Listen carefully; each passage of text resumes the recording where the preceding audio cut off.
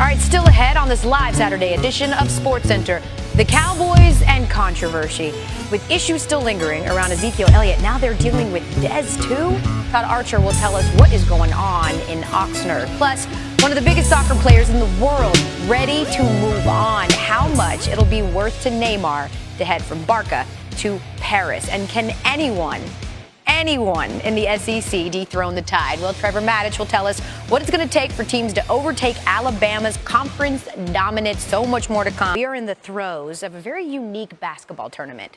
The basketball tournament started in 2015. The initial prize money there of some former college alum and former pros started at $500,000, but with its popularity growing, the prize money has done that as well. $2 million up for grabs, and we are in the Super 16 round, which culminates today in Brooklyn, and Fran Fraschilla is on the call. It's something that you'll see when we get off the air. But before then, Fran, I just want to ask you, as I mentioned, a unique tournament, but in your eyes, what's the best thing about this tournament?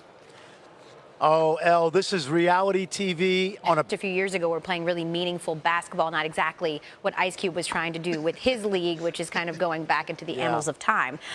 So as you mentioned, there's all kinds of different players and teams from all kinds of backgrounds and with various levels of experience. But what would you say is your favorite story from this year's tournament? Well, I mentioned Jared Sullinger. Play, and let's be honest, that $2 million prize is nothing to sneeze at either. You can catch Fran on the call in just about 15 minutes right here on ESPN as the basketball tournament continues. Thanks, Fran. W's Michelle Vopel, who is in Seattle ahead of this afternoon's game. And Michelle, we in that little snippet saw a couple of the biggest names in the WNBA, but they're missing the game because of injuries. Brittany Griner, Elena Delle Donne. How long before they're both back on the court?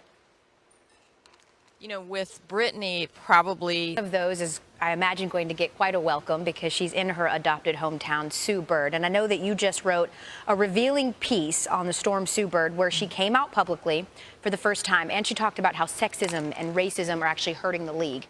What do you think was the most interesting thing that you learned while putting this article together? I think one of the things that always this public pressure for people to be vocal about their sexuality. And I love what you asked her when you asked why not sooner. And she says, it wasn't right for me at the time. I have to be true to that. It's my journey. Her journey leading her to a record-tying 10th All-Star appearance. You can read the full piece about Sue Bird over on ESPNW.com. Michelle Vopel, thank you for that. And you can see Total Days. How adorable was that? I love that he warmed up to him a little bit as well. Super cute.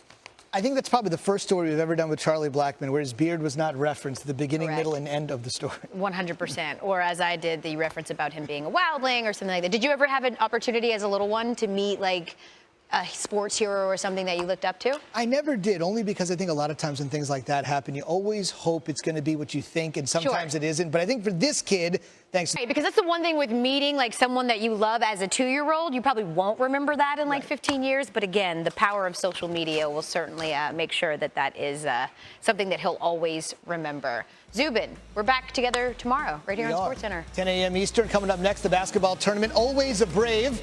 Well done. Bradley Braves alumni taking on Scarlet and Gray, the Ohio State alumni. Next live SportsCenter, 6 p.m. Eastern on ESPN News. Elle and I will see you tomorrow morning.